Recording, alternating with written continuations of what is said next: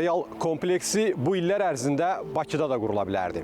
Ancaq hər şey zərgər dəqiqliyi ilə hesablanmışdı. Bu kompleks məhz indi, məhz Xocalıda qurulmalı idi. Quruldu da.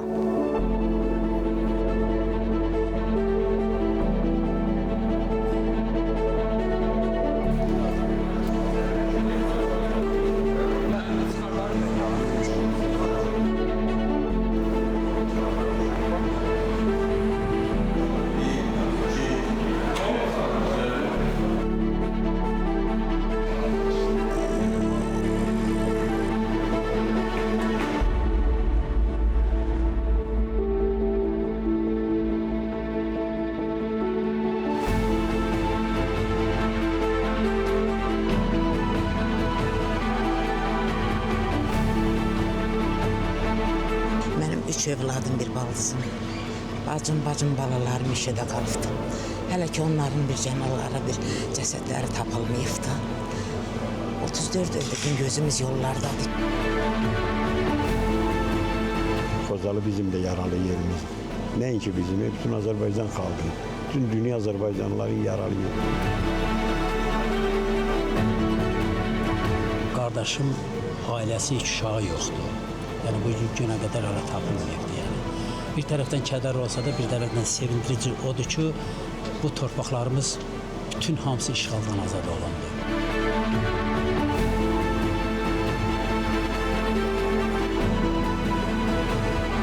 Allah prezidentimizin canı sağ eləsin ki, gəlib dərdimizə şərik olur, torpağımıza alıbdır, öz evimizdə oturmuşuq, çox şükürlər olsun. 34 yıl bundan əvvəl vəziyyət nə cürdür, şərait nə idi burada mən görmüşdüm və indi burada görürəm.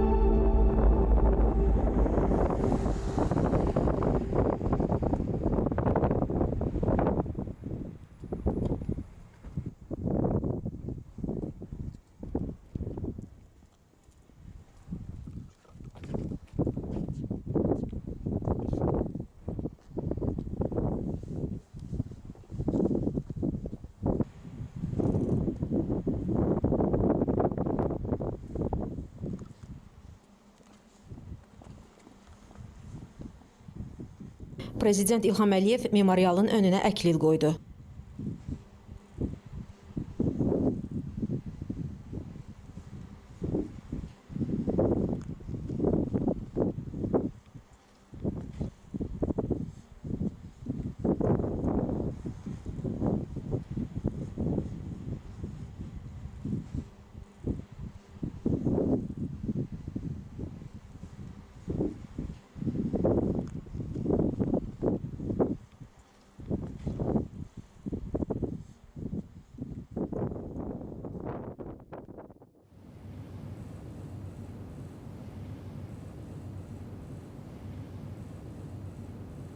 Prezidentin köməkçisi Anar Ələkbərov dövlətimizin başçısına və birinci xanıma memorial barədə məlumat verdi.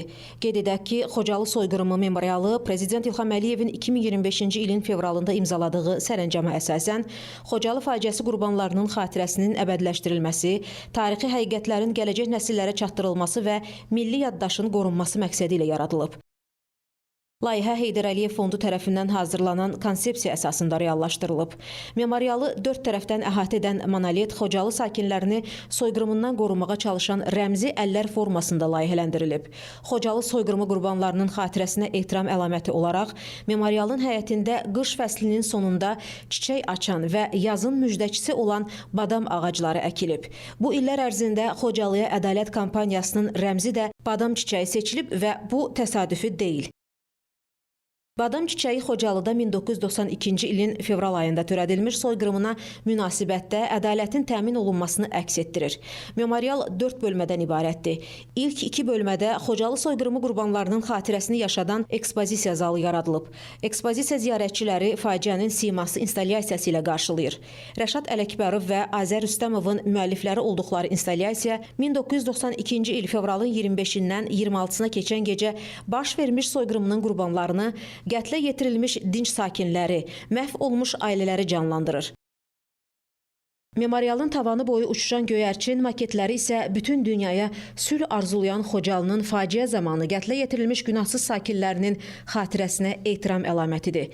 20-ci əsrdə insanlıq əleyhinə ən dəhşətli cinayətlərdən biri olan Xocalı soyqırımına həsr edilmiş ekspozisiyada Ermənistan-Azərbaycan münaqişəsinin tarixi kökləri, işğalçılıq siyasəti və erməni terrorizminin Azərbaycan torpaqlarında törətdiyi fəsadlar, sənədlər, xəritələr və faktlar əsasında təqdim olunur.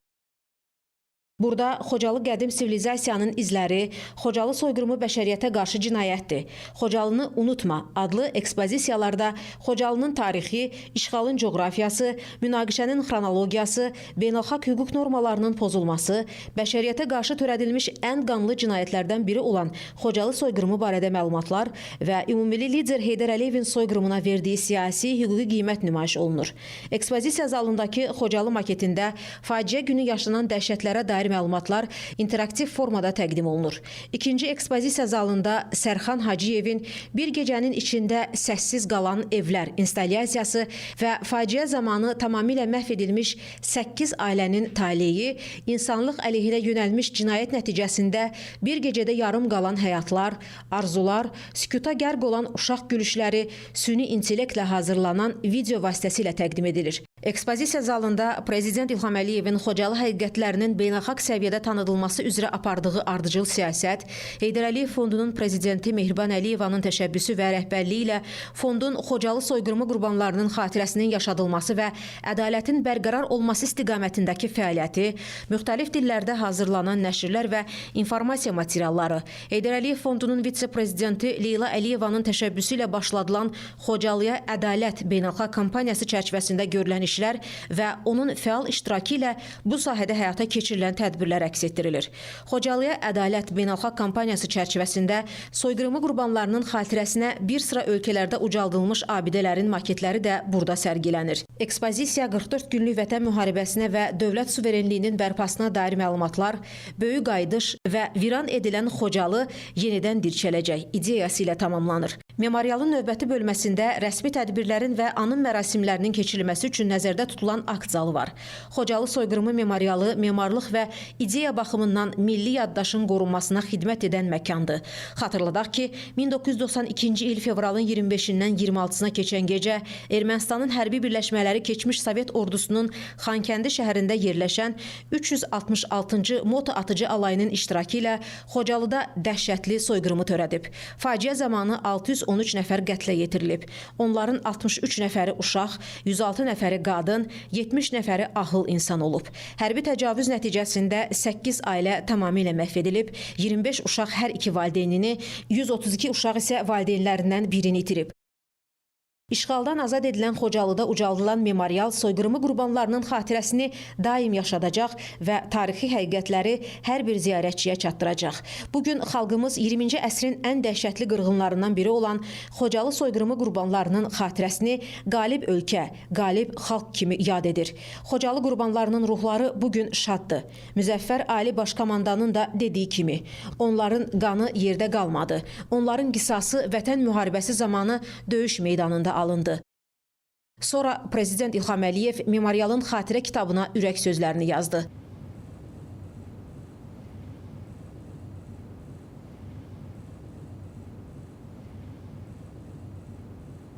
Daha sonra dövlətimizin başçısı, birinci xanım və ailə üzvləri Xocalı rayon ictimaiyyətinin nümayəndələri ilə görüşdülər.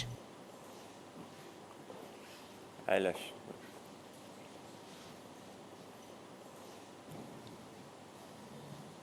2 il bundan əvvəl Xocalı soyqırımı memorial kompleksinin təməli qoyulmuşdur mənim iştirakımla. Bugün isə bu memorial kompleksin açılışına toplaşmışıq. Xocalı soyqırımı Ermənistan dövləti tərəfindən, erməni faşistləri tərəfindən Azərbaycanlılara qarşı, insanlığa qarşı, bəşəriyyətə qarşı törədilmiş qanlı hərbi cinayətdir. Bunun məsuliyyətini Ermənistan dövləti daşıyır.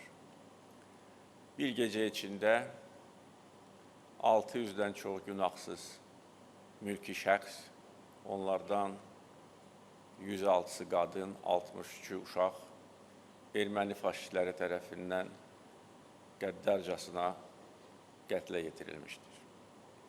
150 nəfər itkin düşmüş və aydın məsələdir ki, onlar da ermənilər tərəfindən öldürülmüşdür. Onların qalıqları işğaldan sonra bəzilərinin tapıldı və torpağa tapşırıldı. Azərbaycan xalqı üçün bu ən böyük faciədir və bu faciəni dünya ictimaiyyətinə çatdırmaq üçün bizim haqq işimizi dünya birliyinə təqdim etmək üçün həm Azərbaycan dövləti, həm ictimai təşkilatlar, qeyri-hökumət təşkilatları, demək olar ki, bir çox qurumlar fəal çalışıblar. Burada xüsusilə Heydər Əliyev Fondunun fəaliyyətini qeyd etmək istərdim.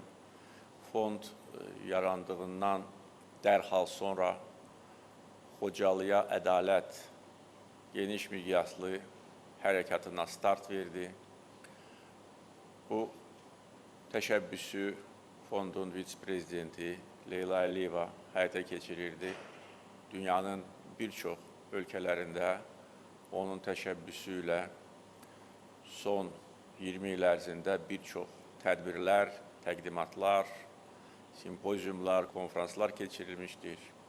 Bir çox kitablar, broşürlər, bukletlər dərc edilmişdir.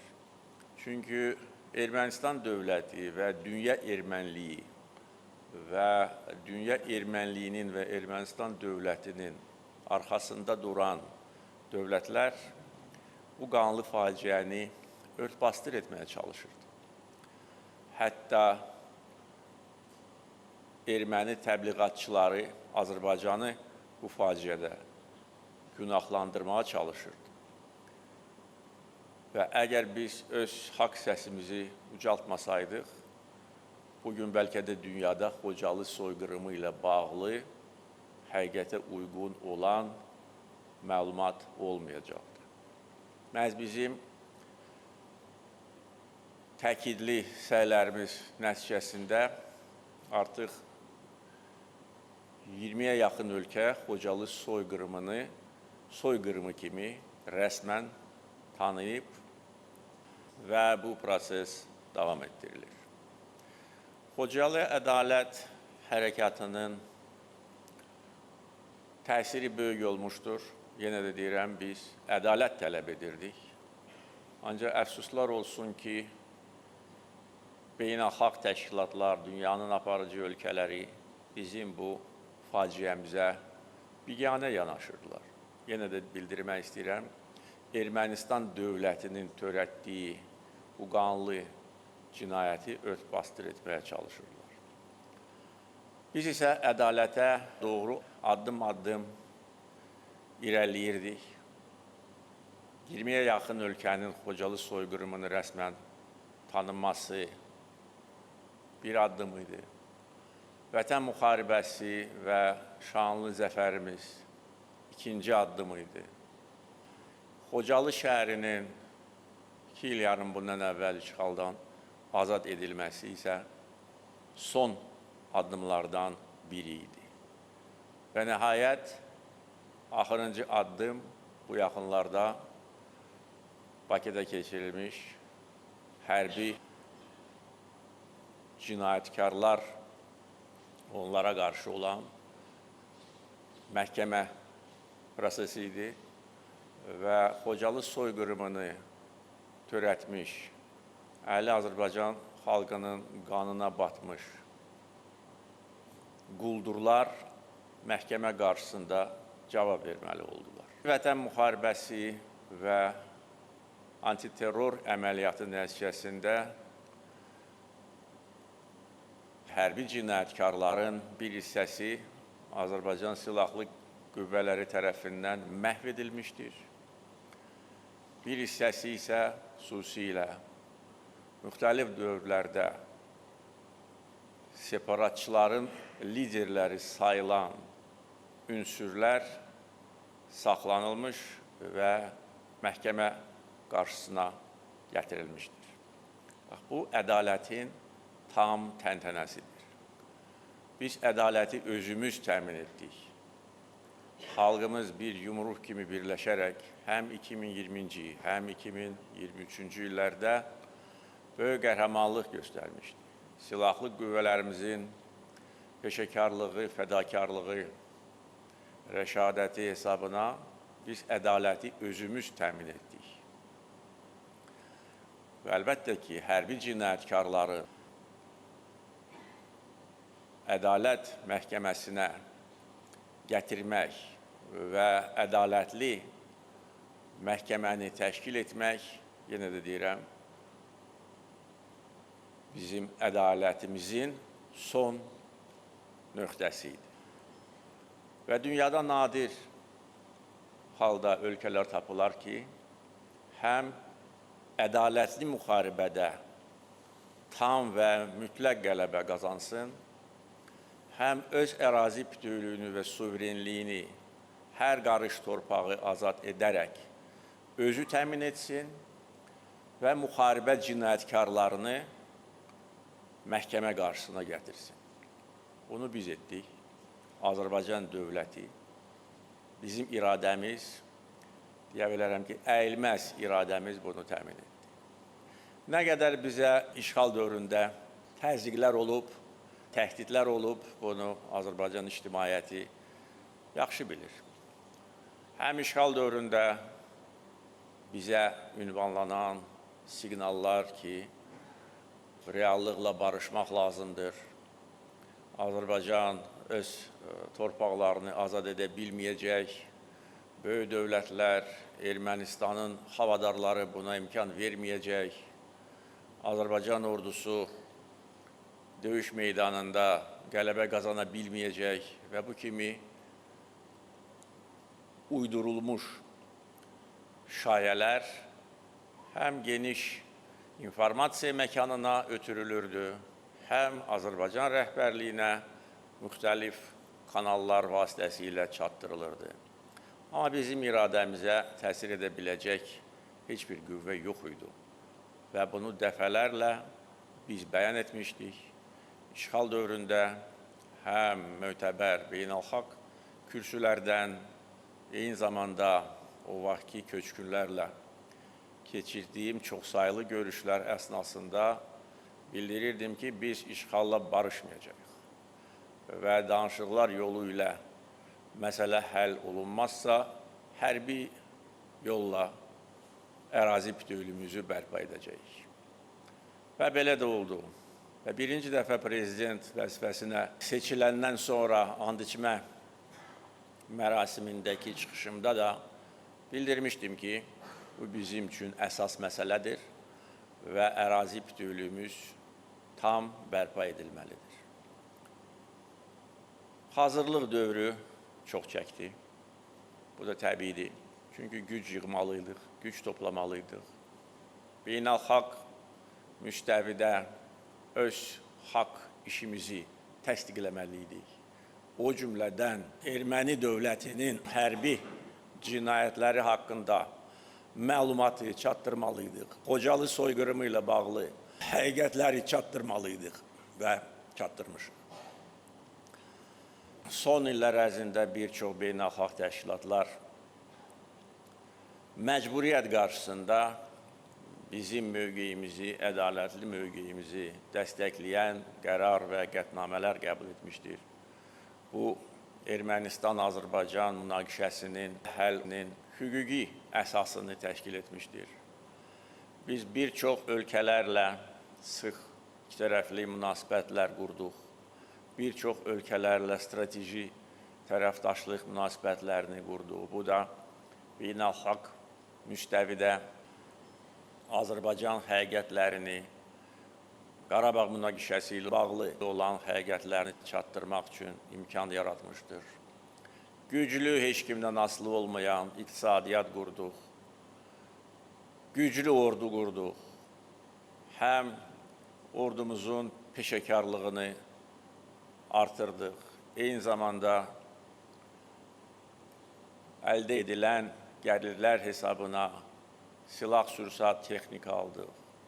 Yəni, hər gün, hər ay biz qələbəyə doğru addımlayırdıq və mən bunu dəfələrlə işğal dövründə demişdim ki, hər gün biz qələbəni yaxınlaşdırmalıyıq. Və yaxınlaşdırdıq və cəmi 44 gün ərzində düşməni məğlubiyyətə uğratdıq. Düşmən təslim oldu, kapitulyasiya aktına imza atdı və biz müharibəni dayandırıq. Və bugün son 2 il yarımlıq tarix göstərir ki, nə qədər bu düzgün və düşünülmüş addım idi. Düzdür, o vaxt Xocalı, Xankəndi və bəzi digər yaşayış məntəqələri işğaldan azad edilməmişdi. Ancaq mən bilirdim və əminəm ki, Azərbaycan xalqı bilirdi ki, o gün uzaqda deyil. Və 2023-cü ildə cəmi bir neçə saat davam edən antiterror əməliyyatı nəticəsində qanunsuz xunta rejimi məhv edildi. İşğalçılar torpaqlarımızdan qovuldu. Torpaqlarımızda qanunsuz məskunlaşmış 15 minlik erməni ordusu tərk-silah edildi və təslim oldu. Bu da erməni separatçılığına, onların tabutuna vurulmuş son mismar idi.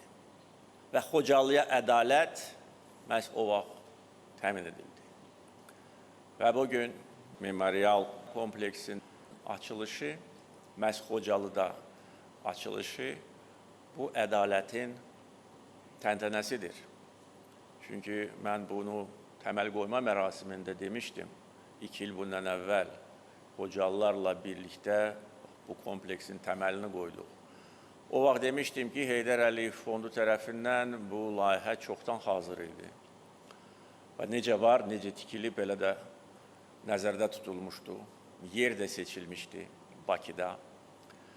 Və artıq son mənim qərarım lazım idi ki, bunun inşasına biz başlayaq və nəysə məni hər dəfə bundan çəkindirirdi. Sonra başa düşdüm o nə idi? O da inam idi ki, gün gələcək və bu memorial kompleksini biz Xocalada quracağıq və belə də oldu. Bu kompleks silinməz yaddaşımızın təcəssümü olacaq. Biz Xocalı soyqırımını heç vaxt unutmamalıyıq. Ermənistan dövlətinin vəhşiliklərini heç vaxt unutmamalıyıq. Öz tariximizi heç vaxt unutmamalıyıq. Ayıq olmalıyıq. Həmişə güclü olmalıyıq. Həmişə düşmən bizdən qorxmalıdır. Necə ki, bugün qorxur. Və məhz bu qorxu nəticəsində bugün Azərbaycan xalqı sülh içində yaşayır. Vətən müharibəsi, əfsuslar olsun ki, Ermənistan dövlətinə dərs olmadı.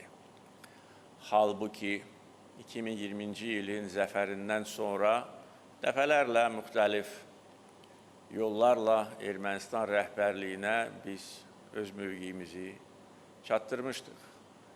Heç kimə güvənməsin, heç kimə bel bağlamasın.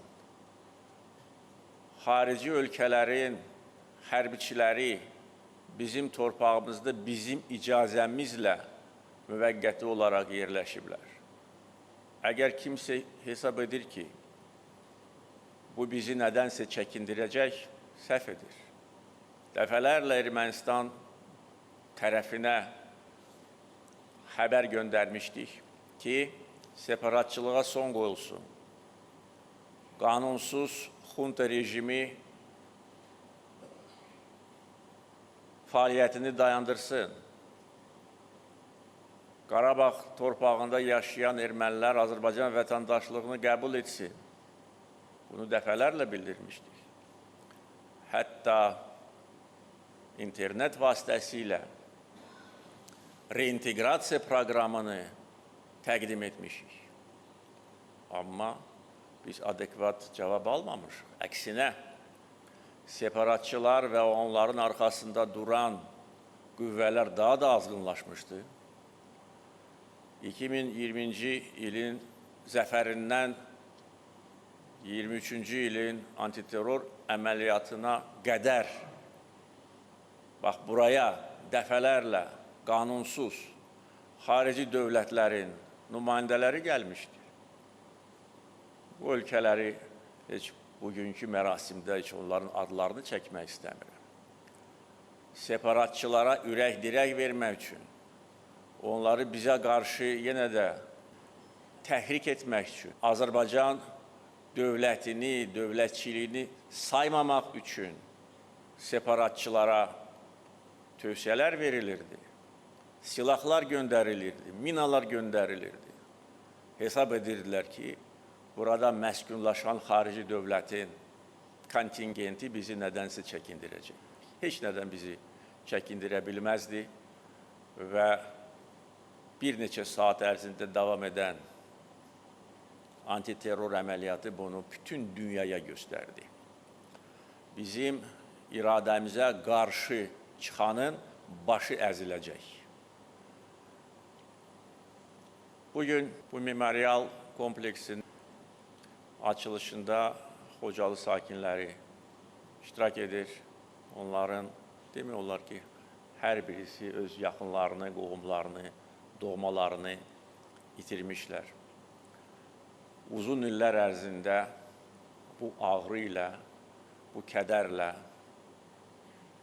yaşamışlar. Həm öz yaxınlarını itirən, öz torpağını itirən, öz doğma diyarından didərgin salınan insanlar da görünə qədər iradə olmalıydı ki, bütün bunlara dözə bilsinlər. Və dözdülər də. Çünki onları saxlayan inam idi, ədalətə inam, dövlətə inam, ordumuza inam.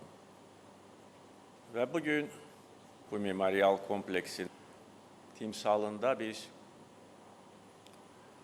Azərbaycan xalqının əyilməz ruhunu görürük. Çünki bu qədər, yəni 20-ci əsrin ən qanlı cinayətlərindən biri idi Xocalı soyqırımı. Və xalqımız buna məruz qalmışdı.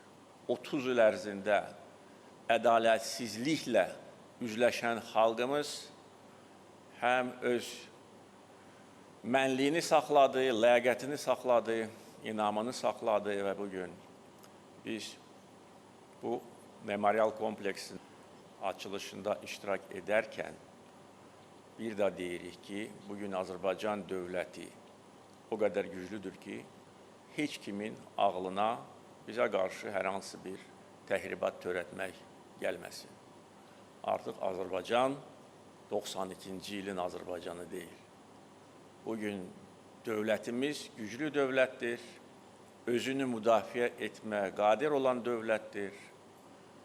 Son 80 il ərzində bizim qədər tam və mütləq qələbə qazanmış ikinci dövlət olmamışdı dünyada. Və bugün biz sülh içində yaşayırıq və bunun təminatçısı Azərbaycan dövləti, bizim siyasətimizdir. Mən elə Vətən müharibəsi dövründə bizim şəhərlərimiz, kəndlərimiz Ermənistan dövləti tərəfindən bombalananda demişdim ki, biz Azərbaycanlıyıq.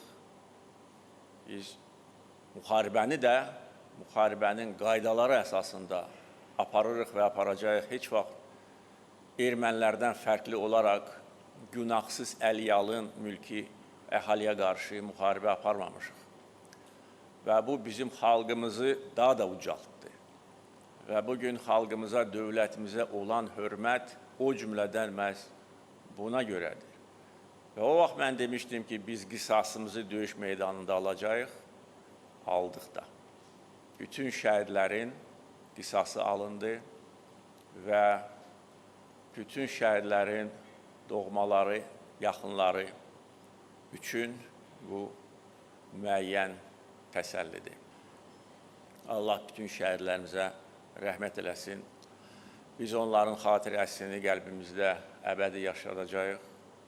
Biz heç vaxt nə Xocalı soyqırımını, nə Ermənistan dövlətinin bizə qarşı törətdiyi başqa hərbi cinayətlərini unutmayacağıq və hər zaman güclü olmalıyıq və olacaq ki, belə faciələr bir daha təkrarlanmaz.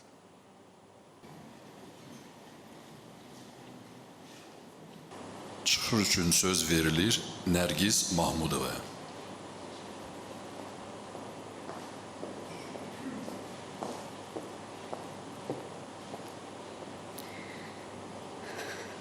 Möhtərəm cənab prezidentimiz, hörmətli tədbir iştirakçıları, sizi salamlayıram.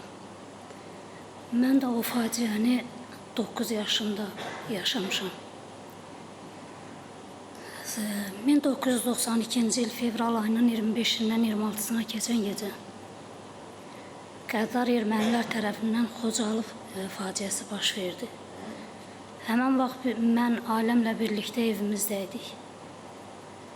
Atışma baş verən zaman biz kəndin kənarında olduğumuza görə kəndin ortasına gəldik. Dörd bir tərəfdən mühasirəyə alınmışdı hər tərəf. Biz yol tapa bilmirdik. Üz tutduq meşəyə. Qarqar çayı var. Oradan keçdik meşəyə. Günlərlə meşədə aç-susuz, ayaq yalın başı açıq gəzdik. Amma yol tapa bilmirdik. Bir neçə gündən sonra orada mənim atamın bacısı şəhid oldu. Qardaşımın həyat yoldaşı şəhid oldu. Sonra biz dumanlı çiskinli havada bilmədən erməni postunun üstünə getdik, çıxdıq. Bizi orada mühasirəyə aldılar.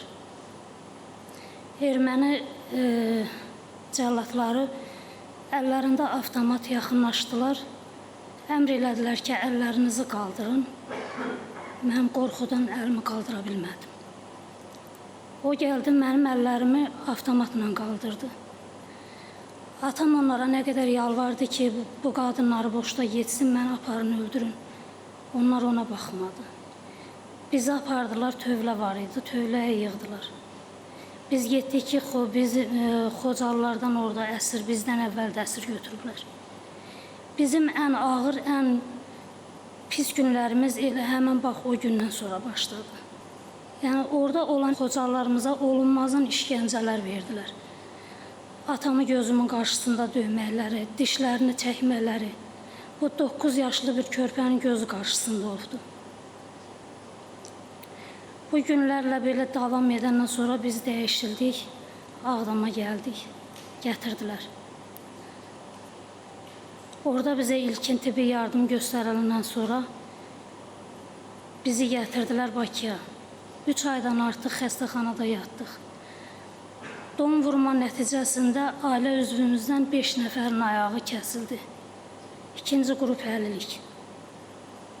Hal-hazırda yəni mənim atamla anamın ayağının yarası bugünə qədər də sağalmayıb.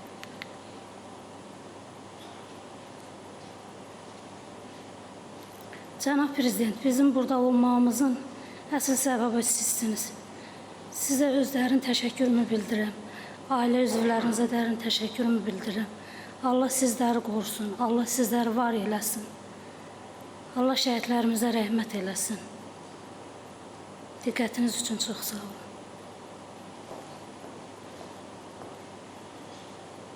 Söz verilir Anar Abdulova.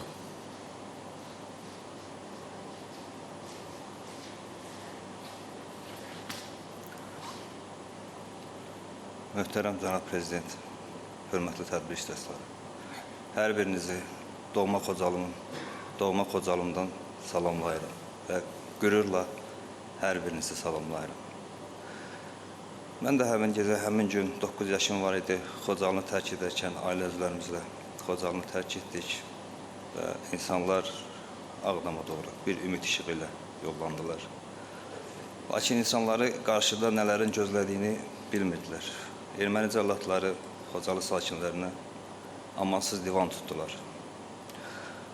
Ağdamda olduğumuz müddətdə atam hələ də gəlməmişdi. 5 gün meşədə qalmışdı. 5 gündən sonra atam çox azazaqlı bir vəziyyətdə gəldi və həmən dövrdə Ağdamda olan Azərbaycan Milli Ordusunun əsgərləri tərəfindən tapılıb gətirilmişdi. Biz bir müddət atam, anam və mən Bərdədə, babamgildə bir neçə gün qaldıqdan sonra Bakıya aparıldıq və orada məskunlaşdırıldıq. Və bundan sonra bizim ağır, məşəqqətli, məcburi köçkün həyatımız başladı. Lakin həmən dövrlərdə təbii ki, o zamanki hakimiyyətin yaratmaz fəaliyyətinin nəticəsində Xocalı soyqırımına layiqli qiymət verilməmişdi. Təhsildən kənara qalmışdıq, çətinliklərlə Bakıda Xocalı 2 saylı tam orta məktəbi fəaliyyət göstərməyə başladı. Orada təhsilimi davam etdirdim, təhsilimi başa vurdum, ali məktəbə qəbul oldum və oxuduğum məktəbə yenidən müəllim kimi qayıdıb fəaliyyətimi davam etdirdim. Həmin ağır 92-ci illərdə bütün Xocalı sakinləri kimi bizim də ailəmiz məşəqqətli günlər yaşayırdı. Və həmin dövrdəki hakim dairələr Xocalı soyqırımına layiq olan qiyməti vermirdi.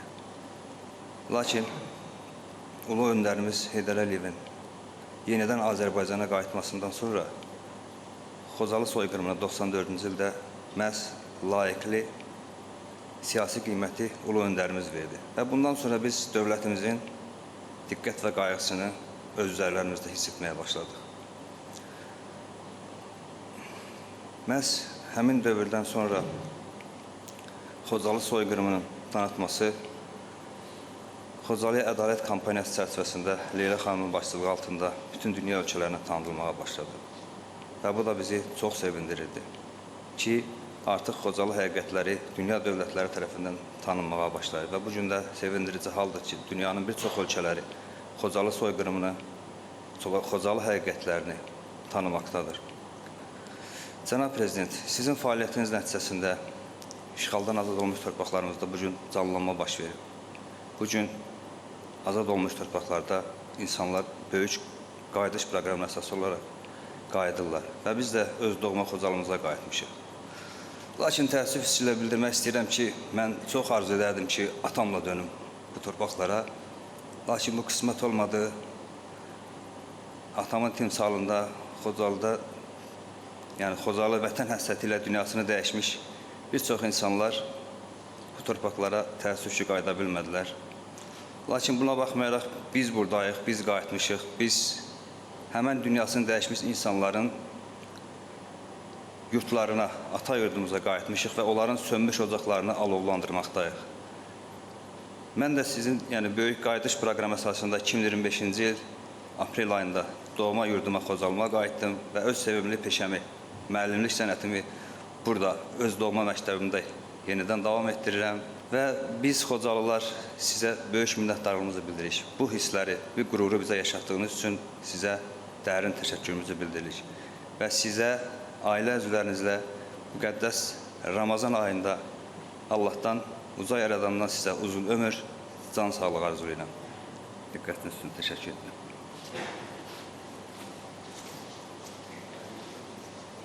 Söz verilir Azərbaycanın milli qəhrəmanı Natiq Qasımovun bacısı Kəmalə Heydarovaya.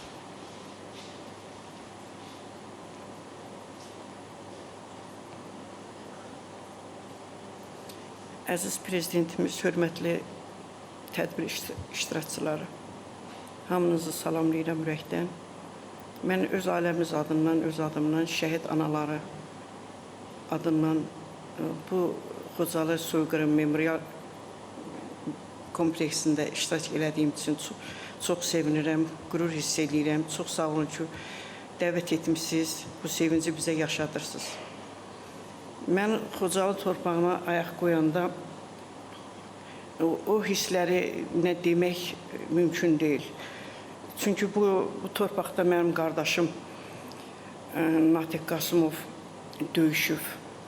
92-ci ildə o Rusiyada hərbi xidmətdə olanda Xocalı soyqırımı erməni vəhşicəsinə zülm elədilər. O əskərlikdən gələndən sonra dayanmadı. Gəldi Xocalıya. Onun qəhrəmanlığı haqqında heç nə danışmayacağım, hamı bilir. Mən sizə çox təşəkkür edirəm. Əziz prezidentimiz, mənim qardaşıma çox dəyər verdiniz. Ən gözəl adı, milli qəhrəman adına. O həmən gün, onda anam sağ idi. İnan ki, nə bilim, biz heç onu bilmirdik. Qonşu zəng elədi ki, bəs Natiqə milli qəhrəman adı verilib. Onun əməyi itmədi. Biz çox sevinirik ki, elə qəhrəmanlarımız çoxdur, sayı çoxdur, şükürlər olsun. Heç bir dövlətdə, ölkədə elə bir şey yoxdur ki, 44 gün müharibə ola, qalib olunaq. O sizin süzayətiniz qarşısında oldu. Şəhidlərimiz, qazilərimiz, veteranlarımız sayəsində. Bir də onu demək istəyirəm ki, hansı bir ölkədə elə bir şey var ki, müharibə olanda növbəyə dursun. Həmən ölkənin cavan oğlanları, bax, burada elə oldu. O sizin səmimi çıxışınız əsasında oldu. Bütün demək olar ki, mənim oğlum hərbi xidmətə, yəni yaşı çox idi, düşmürdü. Özü getdi. Bu dəqiqə hal-hazırda veterandır ki, daimin qisasını alacağım. Bu, yəni, hamı sizə o qədər etibar elədi ki, nə cür deyim, çox sağ olun, sizə çox təşəkkür edirəm. Əziz, mehriban, adı kimi mehriban xanımımız, vitse-prezidentimiz, siz şəhid ailələrini izləyirik televizorda, həmişə yad eləyirsiniz, onların balalarına dayaq olursunuz, çox sağ olun.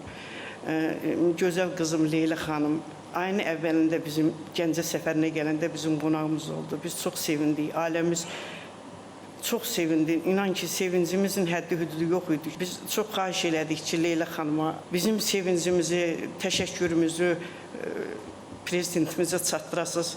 Amma Leyla xanım mənə dedi ki, biz sizi görüşdürərik, özünüz təşəkkür eləyərsiniz.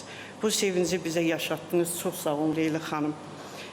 Çox təşəkkür eləyirəm, var olasınız. Xocalı, mən hər şeyə inanırdım, bilirdim. Torpaqlarımız hamısı alınacaq, bu sizin sayənizdə. Amma bu Xan kəndini illər öncə verilmiş bir torpağı deyirdim, inan ki, eşidəndə belə heç bir yerdə yoxdur da, belə bir şey yoxdur ki, 44 günlükdə belə qəhrəmancasına uşaqlarımız prezidentə dəstək oldu, prezidentimizə, əziz prezidentimizə qalib olduq. Sonra az müddətli hər yerdə biz dünəndən gəlmişik. Biz 2 il bundan qabaq da gəlmişdik. Natiq döyüşdüyü kilsəyə çıxdıq. 2 il ərzində gör nə gözəl binalar, dünəndən hərlənirik. Çox sağ olun, təşəkkür edirik. Bu sevinci bizim dövlətimizə, millətimizə, şəhid ailələrinə yaşatdınız. Xocalılarla söhbət edirik. Səmimi, Allah razı olsun sizdən. Çox sağ olun. Necə təşəkkür edeyim ki, mənim qardaşıma bu cür dəyər verdiniz. Bizdə bir dənə xahişim var ki, mənim qardaşım da bilirəm, çalışırsınız buna, tapılsın nəşi, şəhid ailələr kimi biz də ziyarətə gedək. İllərdə 34 il keçib bizim ziyarət eləməyə yerimiz yoxdur. Bir dənə onu arzulayardıq, ayrı bir dənə təmənnamız yoxdur.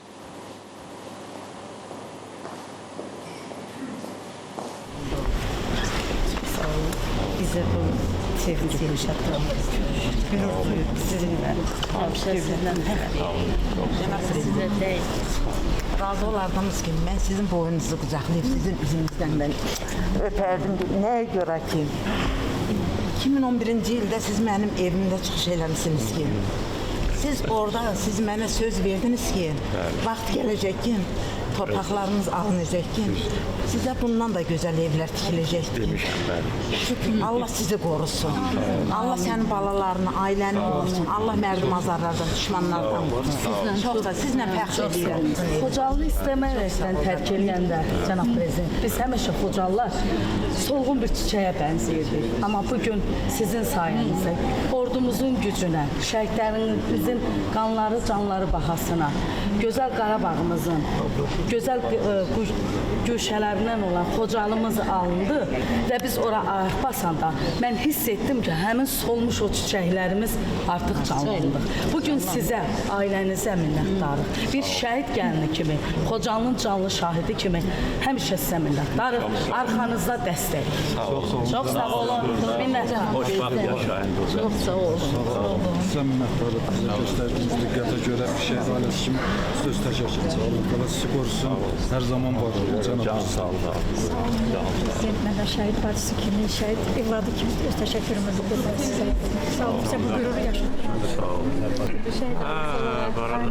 Təşəkkür edirəm sizə. Sağ olun. Necə yaşayırsınız? Çox şükür. Təşəkkür ederim. Allah nəsib eləsin sizi evinizə qonaq görək. İnşallah. İnşallah. Sağ olun. Var olun. Sağ olun. Çox xoş gördük sizi. Xocaldan məndən bir qəhrəman bacısıyam. Sizin arxanız bu öndər mənə qardaşım bir qəhrəman işləsin verir. Sizi də öpürük, bağımıza basılır. Xocallar adımdan çox təşəkkür ederim. Sağ olun. Sizin təşəkkür ederim. Sağ olun. Mənim bir evladımdan. Sağ olun. Allah sizi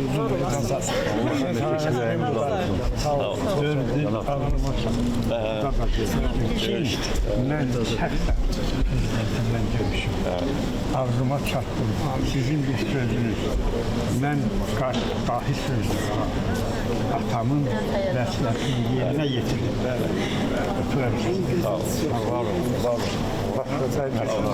Oğlum da şəhid oldu Türkümüzdə. Vətən uğrunda, sizin uğrunuzda, xalqımın uğrunda. Allah sizi qorusun. Sağ olun. Sağ olun. Allah sizi geydə, yerdə, hər yerdə qorusun. Sağ olun. Sağ olun. Bizim arzumuz sizi saxlayacaqlar.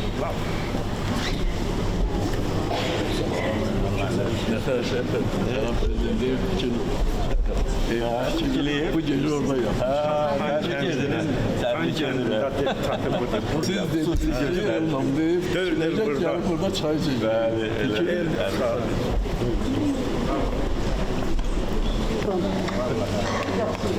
Allah sizi korusun.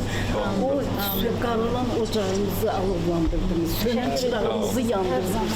Sizə minnətdarıq. Təşəkkür ederim. Tapda qalxındaydı. Onu ziyarətə gedirik. Ziyarət edirik. Quran oxuturuq. Sizə dua edirik. Mənim kimi analar duası həmişə sizin üstünüzdə, ailənizin üstündə var. Sağ olun.